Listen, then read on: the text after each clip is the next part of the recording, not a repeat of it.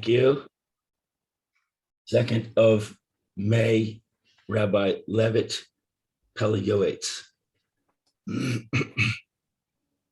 Okay, so we are in the middle of this section of chesed, kindness, and we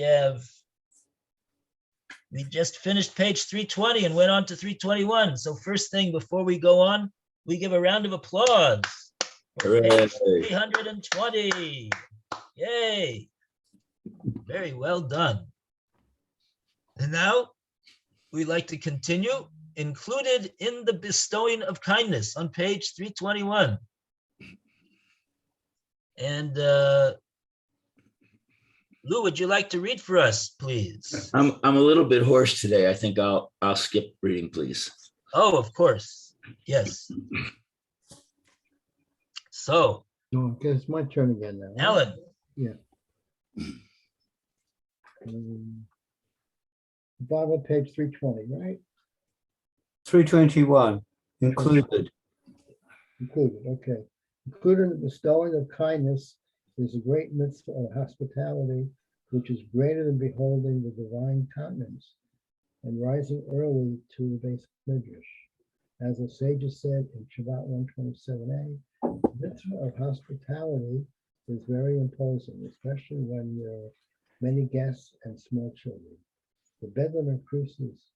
The guests sometimes stay for long periods of time. The expenses in their positions are great. And evil inclination chides one to storm a mitzvah. However, the idealistic individual will help make an accounting and consider the loss of a mitzvah versus its reward.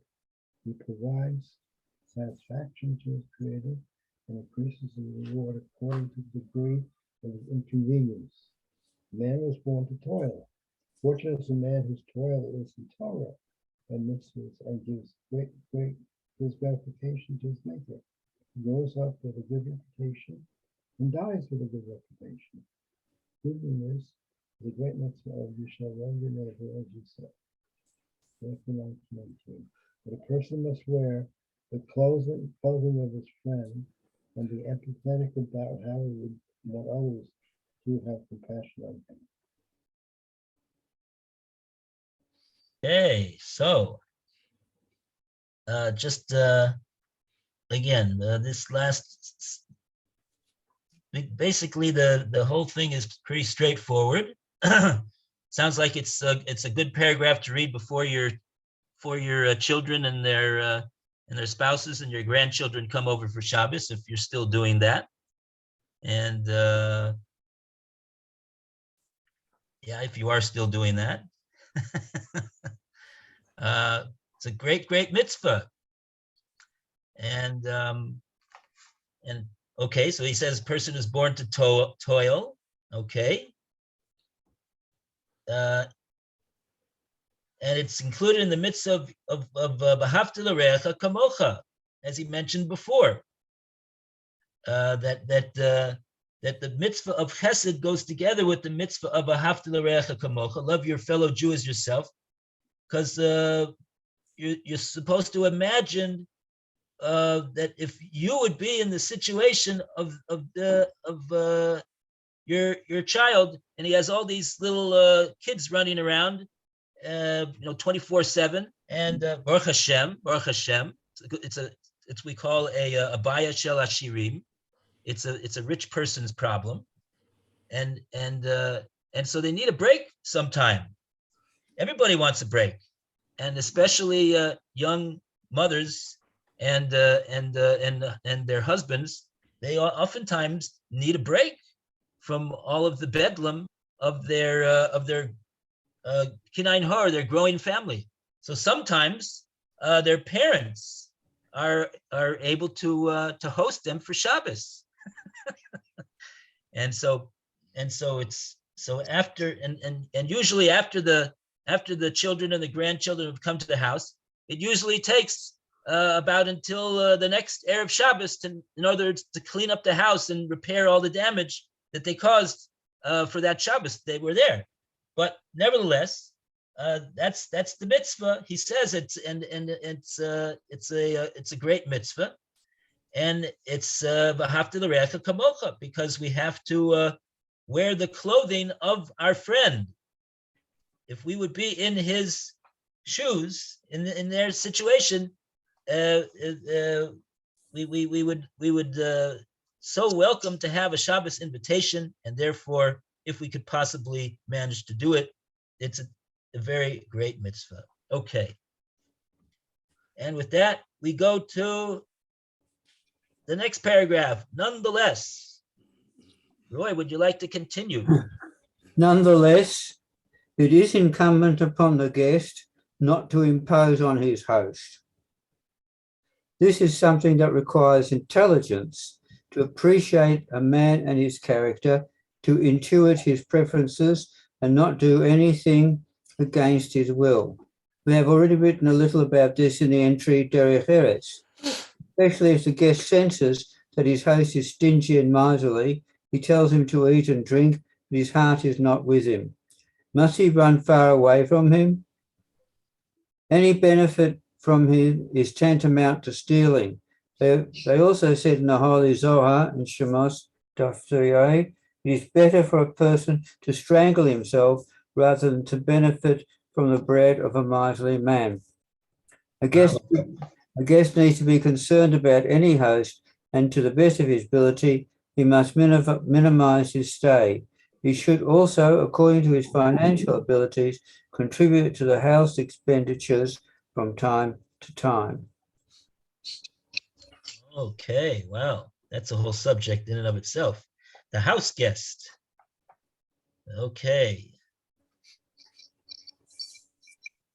All right. So, very good. So let's, if there's no questions or no comments, we'll move on to the next section. If the guest cannot contribute monetarily.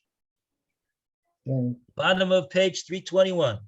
if the guest cannot contribute monetarily, let him pay him with his blessing. As our sages in Berachos 4:6a enacted the blessing of the guest for his host and the grace after meals every time he eats by them. The guest should fill his mouth with the praise of the host and other pleasant words that compliment him and the members of his household. He should open his remarks by praising the honor of the host. The sages in Berachos 63a were accustomed to do, so that the host would know the goodness of their portion, the pleasantness of their lot, and the great good that awaits them in the world, and in this world and the next, until the host will accept them with joy, a good countenance, and so that the imposition and expense will be insignificant in their lives relative to their immense reward. A person who is forced by circumstances to leave that for a long period of time should not be destroyed. This is part of the incredible conduct of the omnipotent one who determines all deeds, the host and the guests fulfill the will of the maker. This has been established by the king and the Lord. Very good. Wow. So now he's talking to the guest. The guest, he should try to participate and contribute to the house expenditures that he's benefiting from during his stay in the house. And if he can't do so, and whether he can or whether he can't, I would say, he should make sure that he says when they have Birkas Hamazon, that he should say the Birkas Oreach, which he quotes over here is a din de Gemara. It is mentioned in the Gemara, and I'd like to take a look over there in the Gemara right now. Berachos 46a, that the Chazal they instituted this bracha so that a guest would be able to have the opportunity to pay for his hospitality by giving a bracha, a very special bracha that Chazal wrote in order to in order to give a bracha to the host. So let's take a look over here. Brachas 46a.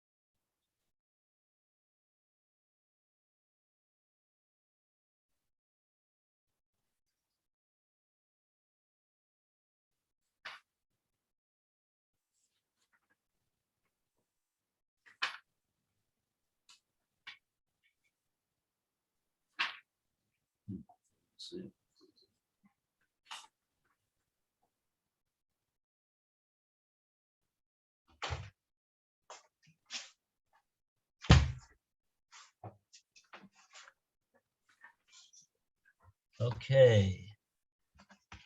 46a. Mem Vav Amud Aleph.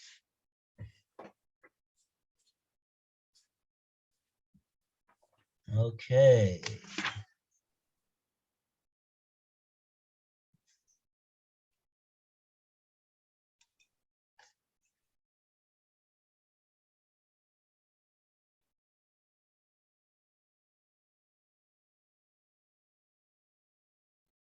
Oh, this is in the middle of Perik Shlosha She'achlu. It's talking about the mitzvah of Zimun, when the three people that ate bread together, and the question is over here, who should lead the Zimun? Who should call the other two to bless? And so he says Rabbi Sain Nevorech, and then they. So what does that mean? It is that he's saying, gentlemen, let us bless, and so he's causing the other two together with himself to bless Hashem. But the Gemara's question over here is, the Gemara says over here, this is just a very interesting Gemara over here. Fine. It says, Oreach Mevorech. Who should be the one to lead the benching? The Oreach. The guest should be the one to lead the benching. Why should he be the one to lead the benching? Says the Gemara, Kedei Shivorech Balabayis, so that he should be able to say the blessing of the Balabayis. Where are you reading? Oh, sorry. Where am I reading? Let's see. The first word in the line is Habayis. It's about 12 lines down 2, 4, 6, 8, 10, 12. The first word of the line is habayis. And at the end of that line, it says ve'oreach, mevorech. The guest should be the one to lead the benching. Gedei sheyavorech, balabayis, so that he will be able to bless the balabayis.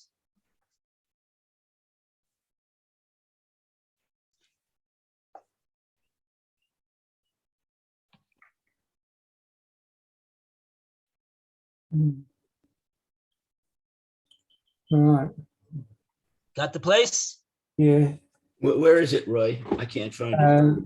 46A1 on the left-hand column, it starts there at the bottom of that. The host breaks the bread and the guest recites Birkas of Mazon. It goes up now to the top of the right-hand column. And the Gemara explains the reason for this ruling. The host breaks the bread and so on, and is paid generously. And the guest recites Birkas of Mazon, so that he should bless the host. Thank you. Okay, now what's the pshat over here? That the guest should be the one to see this.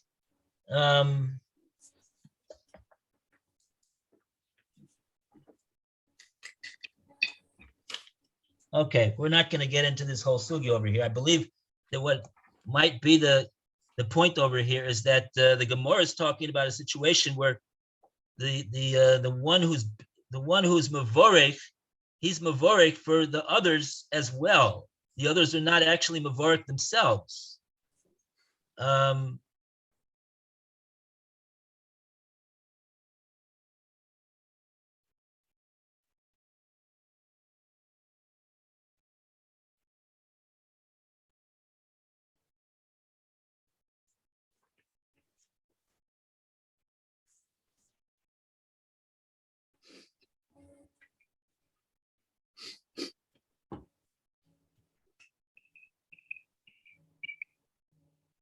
Are you frozen, Rabbi? Yes. Yeah, he's frozen. It's a very long blink.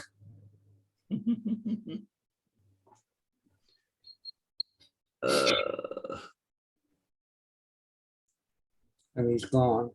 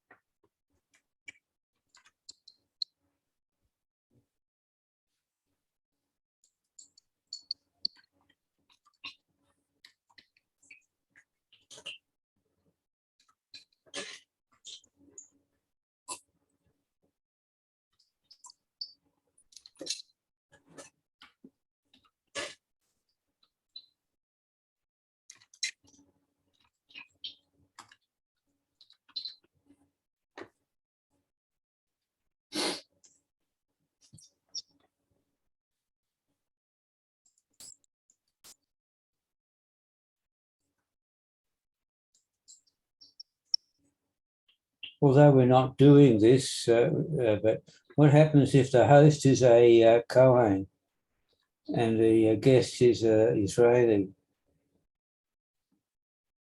I don't think it makes any difference. Mm. The guest leads, and he says that he blesses the host.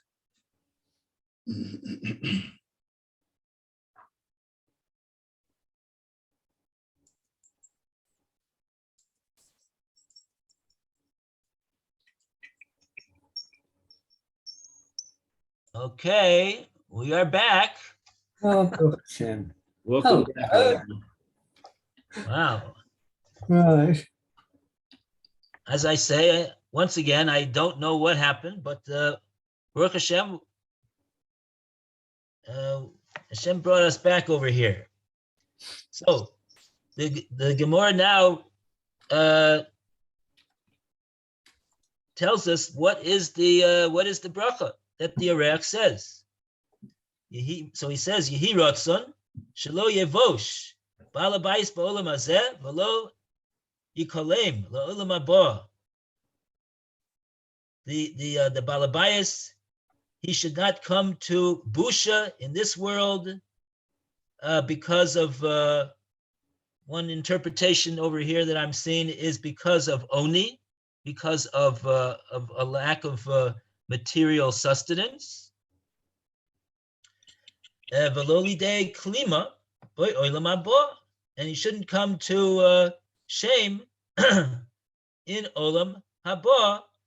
And what is that referring to? Makmas avonos sheyu biyodoi chas v'shalom, on account of any sins or mixed indiscretions or wrongdoings that he may have done. So this is these are the two words over here, busha and klima, that we also have in another place in the Birkas Hamazon as well. And they have they have specific meaning. The busha is busha in olam hazeh as a result of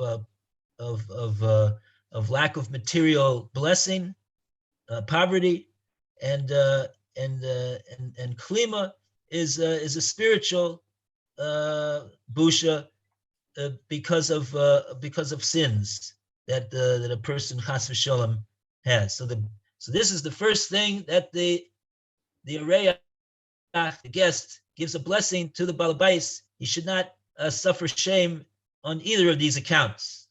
But I'm confused by that, because my understanding is that there's a process of judgment that a person goes through in Gehenna, and his sins are expiated in that process. And by the time he makes it to Olam Haba, he's pure.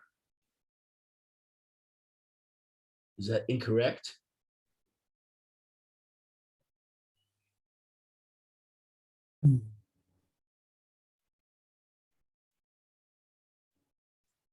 Well, so he's referring to. Let's just see what it says over here. Pirish v'lo yikolem l'olam haba. Ba'ofen, he says that Trumas Adeshin shelo yishalem es halvoso v'yu b'chlal hanemar loy v'rasha v'lo yishalem. That's something else. Siddur Yoetz Amnamba b'ma'on habrachos pirish v'lo yikolem l'olam haba ba'ofen acher shekodem mavakshim shelo yevosh. First, he gives a petition on behalf of the Baal Habayis that he should not be embarrassed. Hainu kanal shelo ye'ani, that he shouldn't be a impoverished person ever, shouldn't fall into poverty. Ba'od la'achar shelo yevosh v'yeh ashir, and since he's not going to be an ani, but he'll be an ashir, mavakshim shelo yikolem al yedei oshro. He asks that he should not be shamed because of any spiritual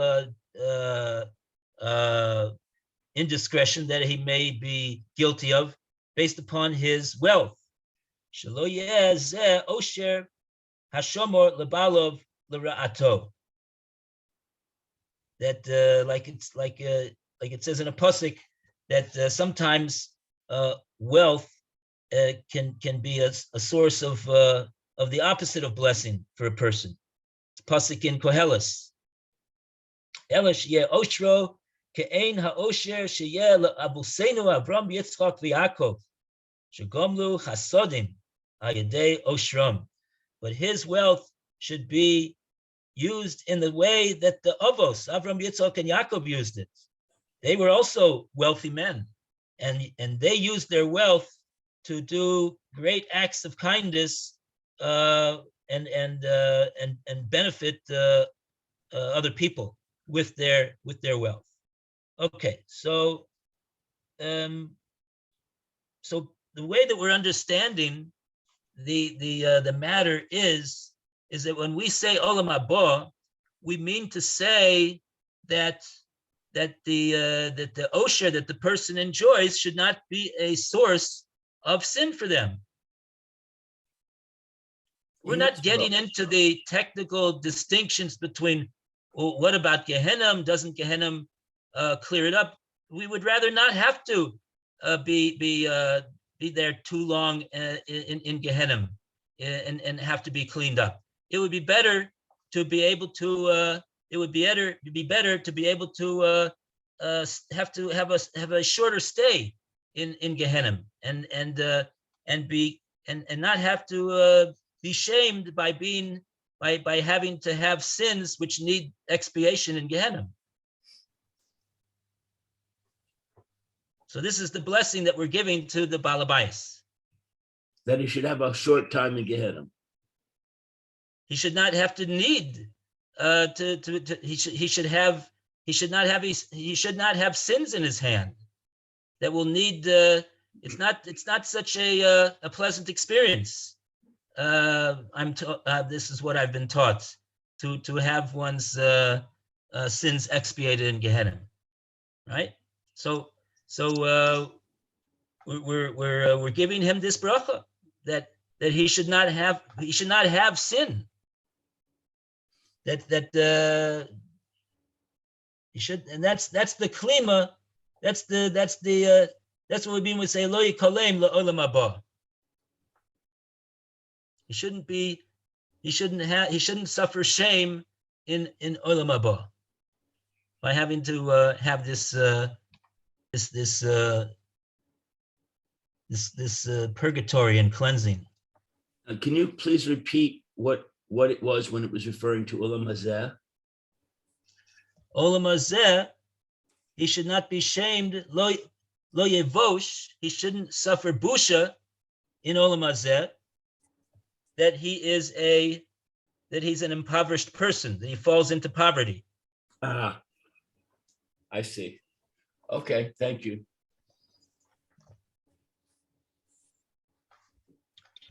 Okay. The Rebbe mosif bo devorim,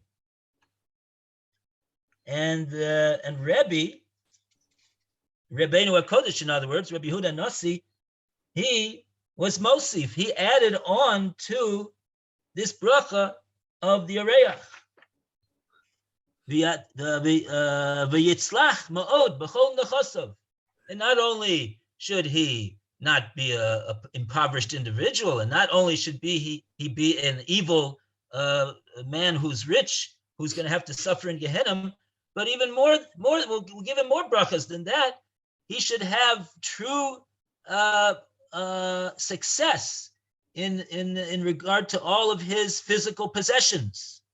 V'yu nechasav v'niksenu, and his possessions and our possessions, mutzlachim, they should enjoy success and krovim le'ir, and they should be also, his material success should be found close to his to where he lives. He shouldn't have to go all around the world in order to find his material support.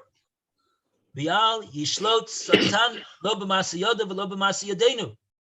And again, the Satan should not have any shlita, should not have dominion over any of his actions, also over our actions. So now we see that the Oreach is including himself in the bracha that he's giving primarily to the Baal Habayis.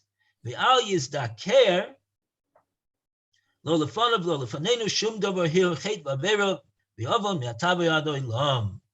And it should not be found and should not come chance upon the person, the Baal Habayis, and not either to us either. Any hirhur, hate, any thoughts of sin, be'avera, or sins, be'avon. Avon is what's the difference between aver and avon? Different types of sins. Me'ata v'ad olam, from now and forever. So this is the text of the this is the text of the Birkas Hareach. And I just want to point out, I know that there is a in the Metzudas Siddur, he has the benching over here after Chakris, and he points out over here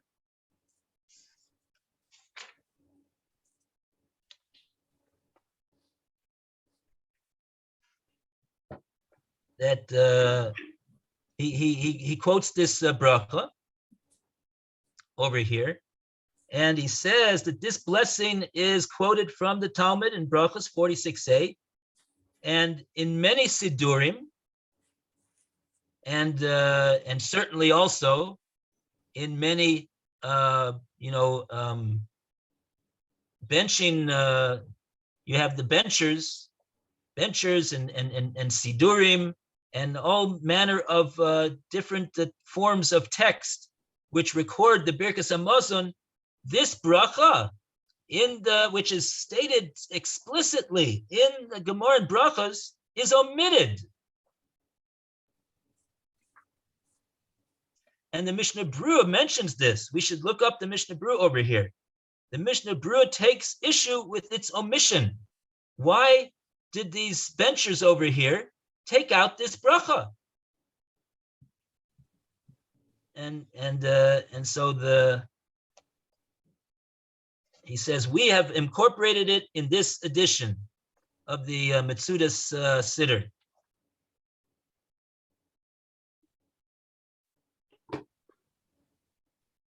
So this is the bracha that Chazal tell us to say. There's another bracha that we say. It's one of the Harachamans. Oh, Phil. Oh, it's already late. Okay, we got to get going. All right, 11:36. Phil already wants to get in.